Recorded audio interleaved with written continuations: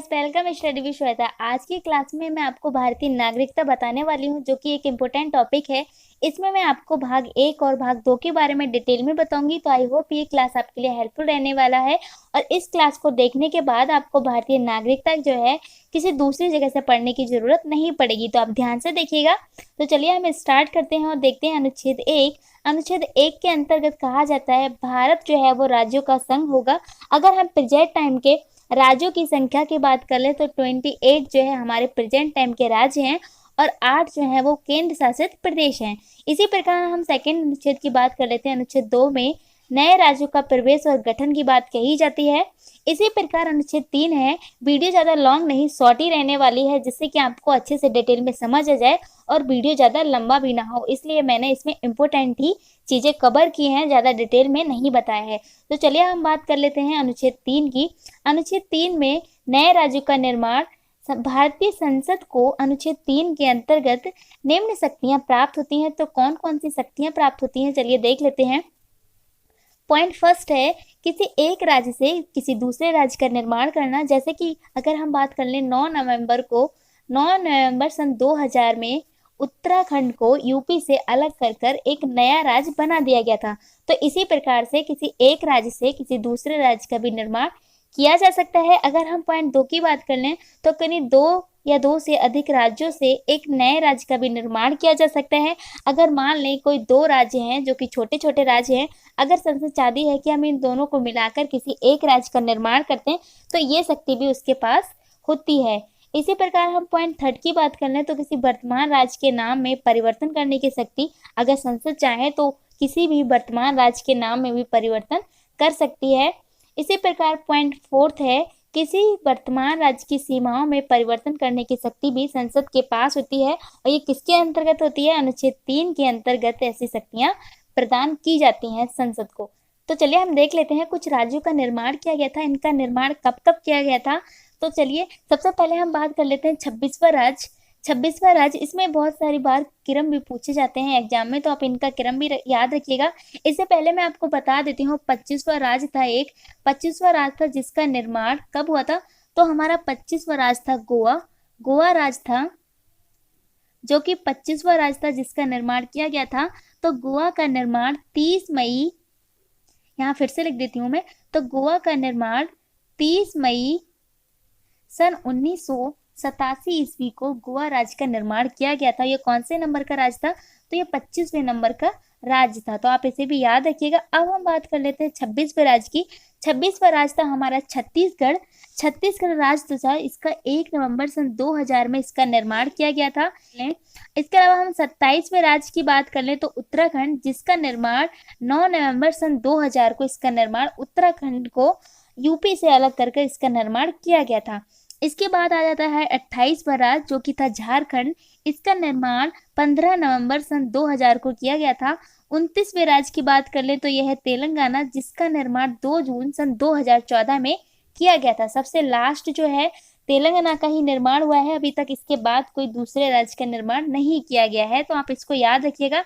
इनको याद करने के लिए मैंने आपको एक छोटी सी ट्रिक बता दी है, जिसके सिंपल आपको एक डेट याद रखनी है 1915 करके। तो देखिए अगर हम 1 की बात कर ले तो 1 नवंबर को डेट आपका सेम ही रहेगी, सन जो है समय 2000 ही रहेगी। इन तीनों की है ये ट्रिक। तो देखिए 1 नवंबर छत्तीसगढ़ का निर्माण किया गया था और 9 को उत्तराखंड का निर्माण किया गया था और 15 को झारखंड का निर्माण किया गया था। और तेलंगाना का आप ऐसे भी याद रख सकते हैं, तेलंगाना की डेट जो है 2 जून सन 2014 में तेलंगाना राज्य का निर्माण किया गया था। तो इस प्रकार से आप इसको याद रख सकते हैं। इसका क्रम जरूर याद रखिएगा, 26वां, 27वां, 28वां और 29वां। तो चलिए हम नेक्स्ट बात कर लेते हैं नागरिकता की। भारतीय नागरिकता जो कि भाग 2 के अंतर्गत आती है, इसमें अनुच्छेद 5 से लेकर 11 तक इसका उल्लेख किया गया है। भारत में एकल नागरिकता का प्रावधान है जो कि ब्रिटेन से इसको लिया गया है। नागरिकता प्राप्त करने के 5 प्रकार हैं, तो चलिए हम देख लेते हैं वो 5 प्रकार कौन कौन से हैं। इसमें तो हमारा फर्स्ट टाइप जो है वो है जन्म से। प्रत्येक व्यक्ति जिसका जन्म संविधान लागू अर्थात 26 जनवरी सन 1950 ईस्वी को या उसके पश्चात भारत में हुआ है तो वह भारत का नागरिक कहलाएगा और वो भारत का नागरिक ही होगा। अगर आपने इंडिया में जन्म लिया है वो 26 जनवरी 1950 से पहले या उसके बाद अगर आपने इंडिया में जन्म लिया है तो आप भारत के ही नागरिक कहलाएंगे। इसी प्रकार हम दूसरा टाइप देख ले हैं वंश क्रम से।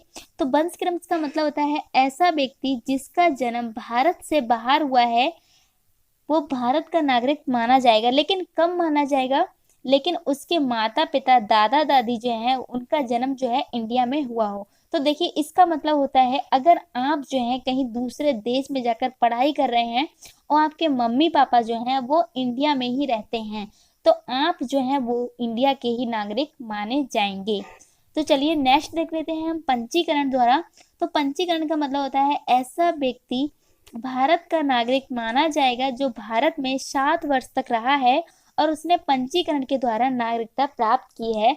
जैसा कि अगर कोई व्यक्ति भारत में आके रह लेता है और वो 7 वर्ष तक रहता है, उसने पंजीकरण के द्वारा नागरिकता प्राप्त कर ली है, तो वो भी भारत का नागरिक कहलाया जाएगा।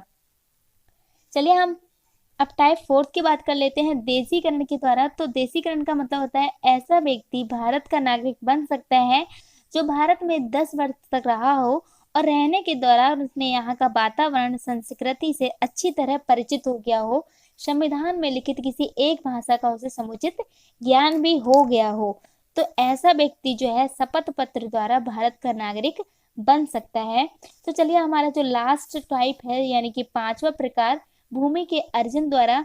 तो यदि किसी नए भूभाग को भारत में शामिल किया जाता है तो उस क्षेत्र में निवास करने वाले लोग जो हैं वो स्वतः ही भारत के नागरिक बन जाते हैं। जैसे कि अगर हम बात कर लें हमारा जो अभी जम्मू कश्मीर का जो एरिया था जो पाकिस्तान के पास था या है अभी भी, तो जो पाकिस्तान के पास जो एरिया है अगर वो एरिया हिंदुस्तान के पास आ जाए तो जो लोग वहां पे रहते हैं पहले से निवास करते हैं उन लोगों को भारत की नागरिकता जो है वो अपने आप ही प्राप्त हो जाएगी। तो चलिए हम अब नेक्स्ट बात कर लेते हैं इंपोर्टेंट क्वेश्चंस की। ये हमारी इंपोर्टेंट थ्योरी थी वो सारी कवर हो चुकी है। अब इससे रिलेटेड जितने भी इंपोर्टेंट क्वेश्चंस बनते हैं वो मैं आपको नीचे बता देती हूँ।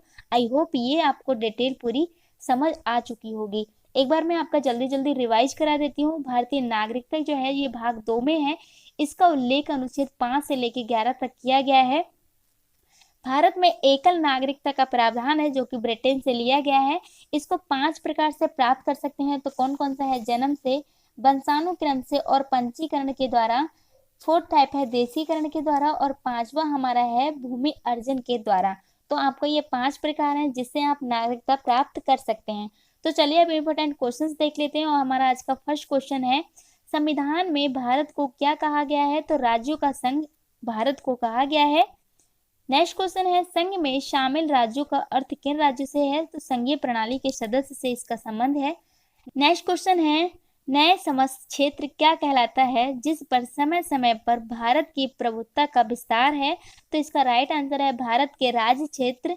नेक्स्ट क्वेश्चन है छत्तीसगढ़ राज्य का गठन कब हुआ था? तो छत्तीसगढ़ राज्य का गठन जो है 1 नवंबर सन 2000 को हुआ था। मैंने अभी आपको ऊपर एक ट्रिक बताई थी 1915, आप इसको याद रख सकते हैं। तो 1 नवंबर सन 2000 को छत्तीसगढ़ का, 9 नवंबर सन 2000 को उत्तराखंड का और 15 नवंबर सन 2000 को झारखंड का निर्माण किया गया था। इसके बाद नेक्स्ट क्वेश्चन है तेलंगाना राज्य का गठन कब किया गया था? तो इसका निर्माण जो है 2 जून सन 2014 को, जो कि अभी हमारा 29वां राज्य है, इसका निर्माण किया गया था। नेक्स्ट क्वेश्चन है भारत में एकल नागरिकता का प्रावधान किस देश से लिया गया है? तो ये लिया गया है ब्रिटेन से।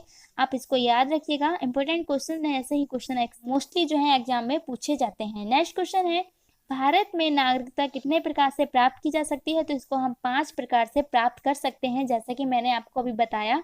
जन्म से, वंशानुक्रम से, देशीकरण द्वारा, पंजीकरण द्वारा और भूमि अर्जन के द्वारा आप नागरिकता 5 प्रकार से भारत में प्राप्त कर सकते हैं। नेक्स्ट क्वेश्चन है नए राज्यों का निर्माण किस अनुच्छेद से संबंधित है? तो अनुच्छेद 3 से संबंधित है, जिसमें कि संसद के पास कई सारी शक्तियां जो है प्राप्त होती हैं। तो गाइस हमने इसमें इंपॉर्टेंट क्वेश्चंस और थ्योरी को कवर कर लिया। आई होप ये क्लास आपके लिए हेल्पफुल रहेगी, और अगर हेल्पफुल रही है तो ज़्यादा से ज़्यादा अपने फ्रेंडों के साथ इस क्लास को शेयर करें। क्लास को लाइक करना ना भूलें। अगर आप चैनल पर नए आए हैं तो चैनल को सब्सक्राइब करना ना भूलें। ये हमारा पार्ट 3 था। इसके बाद हमारा पार्ट 4 आएगा, जिसमें मैं आपको इसके आगे के पार्ट कंटिन्यू कराऊंगी। तो चलिए हम मिलेंगे फिर नेक्स्ट पार्ट में। तब तक के लिए बाय।